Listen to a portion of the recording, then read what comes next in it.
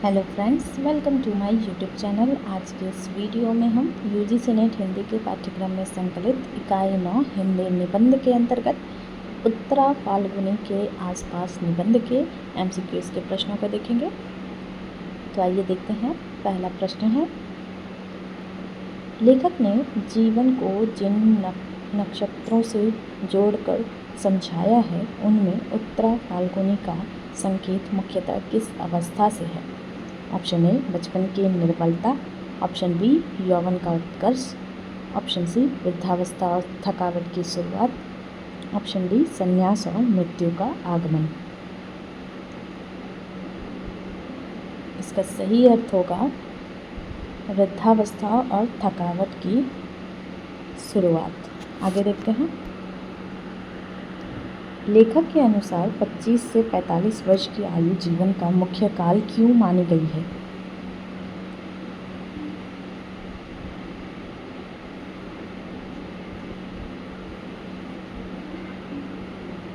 सही उत्तर होगा इसी अवधि में जीवन, कार्य, सृजन और अस्तित्व की सार्थकता घटित होती है। अगला प्रश्न, लेखक ने ब्रह्मा को वृद्ध रूप में चित्रित करने की परंपरा की आलोचना क्यों की है?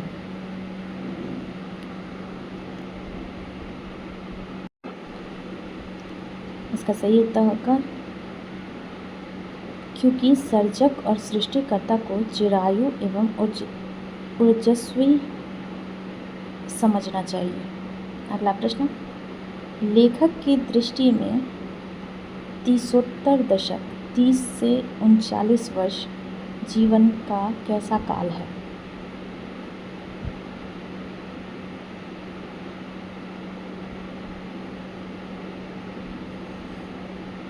सही उत्तर होगा इसका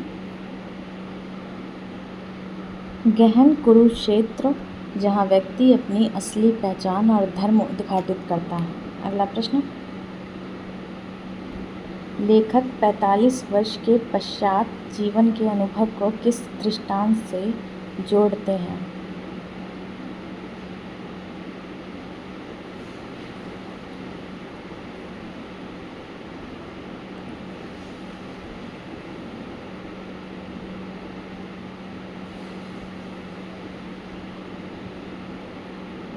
सही उत्तर होगा इसका हेमंत और शिशिर की प्रेत छाया। अगला प्रश्न, ययाति और पुरूरवा शब्द गद्यांश में किनका प्रतीक है?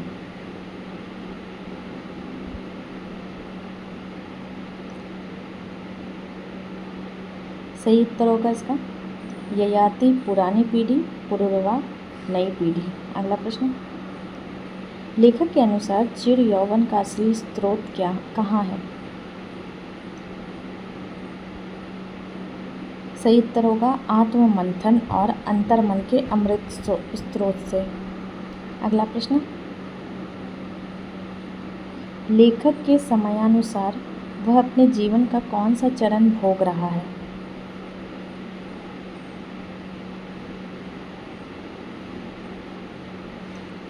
सही उत्तर होगा इसका पूर्वा फाल्गुनी का विकार ग्रस्त यौवन और उत्तरा फाल्गुनी की देहरी। अगला प्रश्न, क्रोध मेरी खुराक है, लोभ मेरा नयन अंजन है और काम भुजंग मेरा क्रीड़ा सहचर है। लेखक इसके माध्यम से क्या इंगित करता है?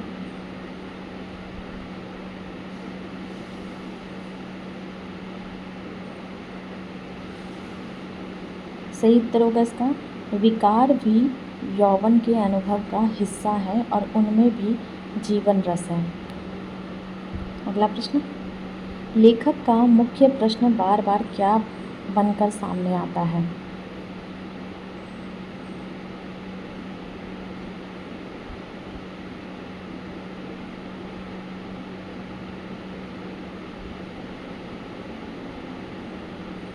सही उत्तर होगा इसका यौवन को कैसे स्थायी बनाया जाए और या कम से कम लंबा खींचा जाए।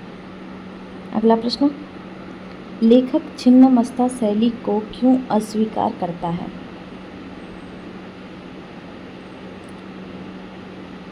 इसका सही उत्तर होगा यह आत्मघाती और विद्रोही समाधान का प्रतीक है।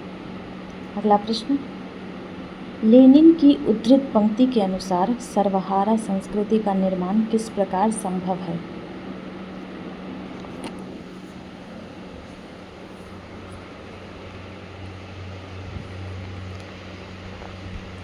सही उत्तर होगा इसका पूंजीवादी और सामंतवादी व्यवस्था द्वारा अर्जित ज्ञान को आत्मसात करके। अगला प्रश्न, लेखक के अनुसार नॉन कन्फर्मिज्म पूर्ण अस्वीकार की सबसे बड़ी सीमा क्या है?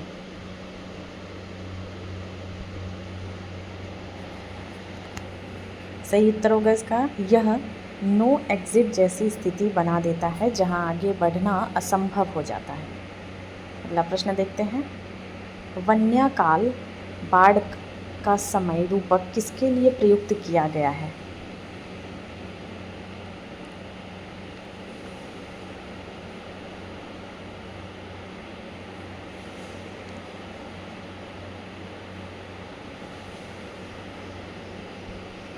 सही उत्तर होगा इसका वर्तमान सामाजिक राजनीतिक उथल पुथल और पथभ्रष्ट प्रवृत्ति के लिए। अगला प्रश्न, लेखक धार के प्रतिकूल समर की बात क्यों करता है?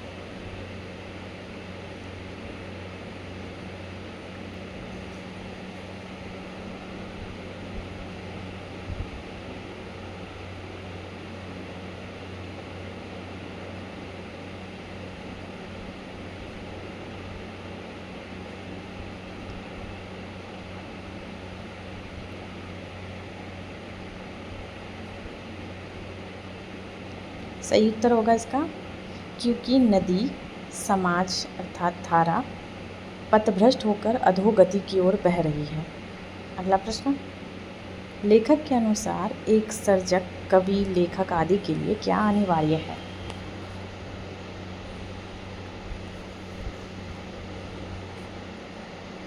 इसका सही उत्तर होगा विद्रोही और स्वीकारवादी दोनों दृष्टियों का संतुलन रखना। अगला प्रश्न,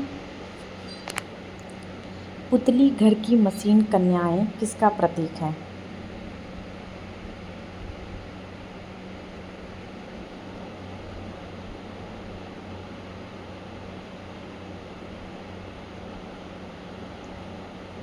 सही उत्तर होगा इसका शासन एवं व्यवस्था की कठपुतली जैसी संरचनाओं का। अगला प्रश्न, 100% अस्वीकार दर्शन को लेखक योग शास्त्र की किस स्थिति का रूप मानता है?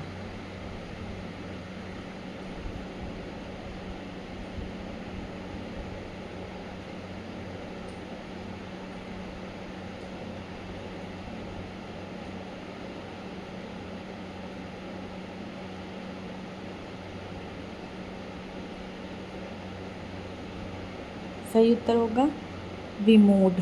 अगला प्रश्न, लेखक नदी का उलटकर हिमाचल मुखी होना असंभव कहकर क्या स्पष्ट करना चाहता है?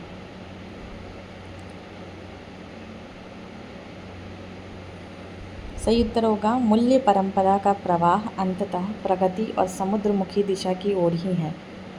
अगला प्रश्न, लेखक का अंतिम भाव क्या है?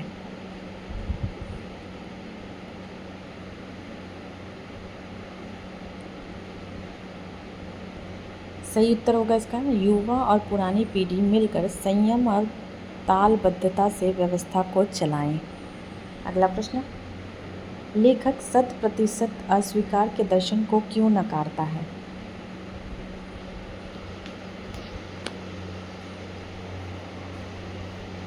सही उत्तर होगा इसका क्योंकि यह नो एग्जिट जैसी सीमाबद्ध स्थिति उत्पन्न करता है।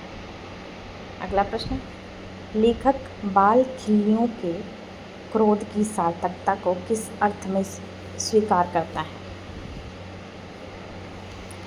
सही उत्तर होगा इसे सामाजिक ऊर्जा व जीवंतता के रूप में। अगला प्रश्न, छिन्नमस्ता शैली को लेखक क्यों अस्वीकार करता है? सही उत्तर होगा क्योंकि इसमें आत्मघाती प्रवृत्ति है। अगला प्रश्न, लेनिन के उद्धरण के अनुसार सर्वहारा संस्कृति किससे निर्मित होगी?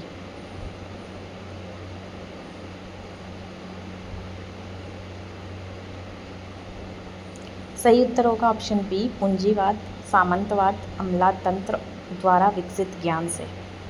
अगला प्रश्न, लेखक के अनुसार नदी की धारा प्रगति का प्रतीक क्यों नहीं मानी जा रही?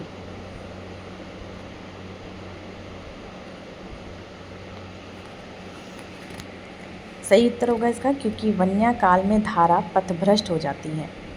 आगे देखते हैं, लेखक नई पीढ़ी को क्या अवसर देना चाहता है?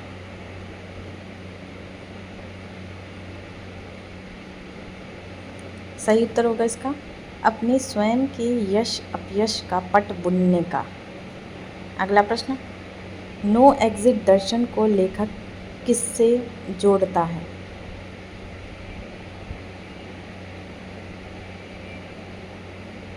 सही उत्तर होगा इसका ऑप्शन बी, भ्रांत अस्तित्ववादी व नव्य मार्क्सवादी दृष्टि से। अगला प्रश्न, लेखक के अनुसार रचना प्रक्रिया में किसका संतुलन आवश्यक है? इसका सही उत्तर होगा विद्रोही और स्वीकारवादी दोनों का। अगला प्रश्न, पुतली घर यहाँ किसका प्रतीक है?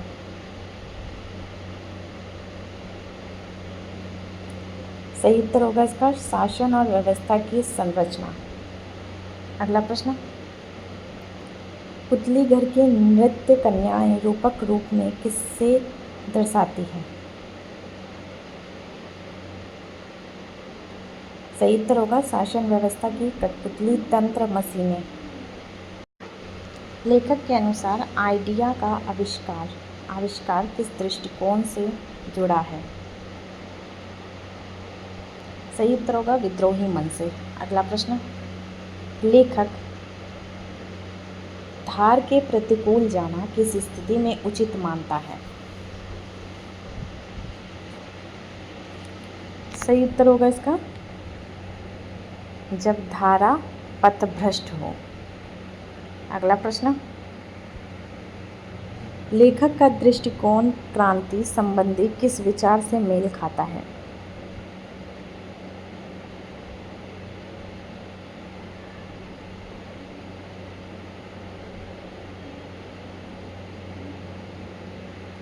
सही उत्तर होगा इसका क्रांति में पुरानी संस्कृति का चयनित स्वीकृति आवश्यक है। अगला प्रश्न, विद्रोह नहीं बुर्जुआ डेथ विश कहकर लेखक क्या इंगित करता है?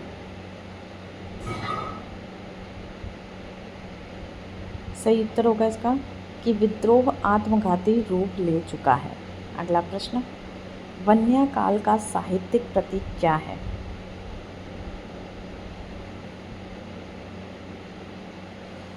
सही उत्तर होगा अराजकता, मूल्य भ्रंश और पथभ्रष्टता का समय। आगे देखते हैं, लेखक के अनुसार नदी समुद्रमुखी क्यों कही गई है?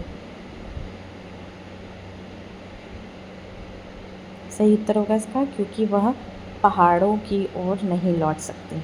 अगला प्रश्न, योग शास्त्र की मन की कौन सी अवस्थाएं लेखक ने उद्धृत की?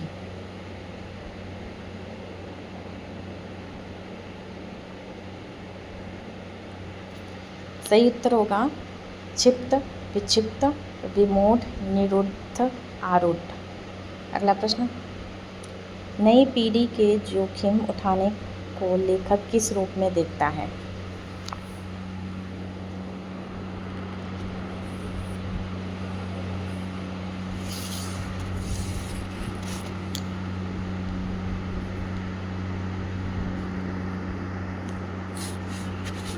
सही उत्तर होगा नाम कमाने के शॉर्टकट के रूप में। अगला प्रश्न, लेखक किस भाव को जीवन की जिजीविषा मानता है?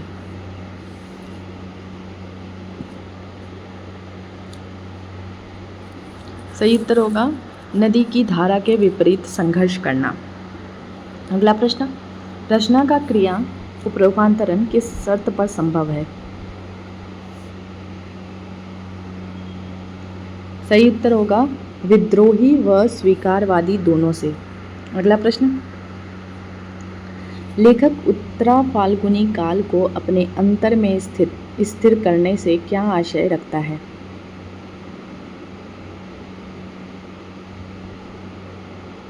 सही उत्तर होगा रचनात्मक संतुलन काल को बनाए रखने से।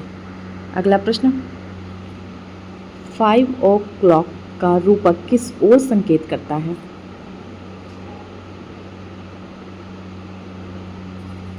सही उत्तर होगा इसका अवकाश ग्रहण करने के समय पर। अगला प्रश्न, लेखक सर्जक की कौन सी अनिवार्य शर्त बताता है? इसका सही उत्तर होगा ऑप्शन सी, विद्रोही और स्वीकारवादी का सह अस्तित्व। आगे देखते हैं, विष कन्याएं यहाँ किसका प्रतीक है?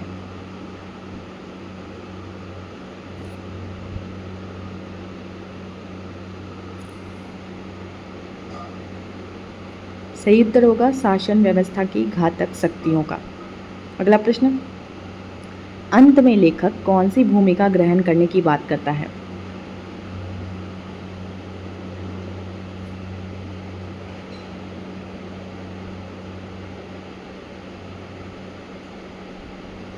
सही उत्तर होगा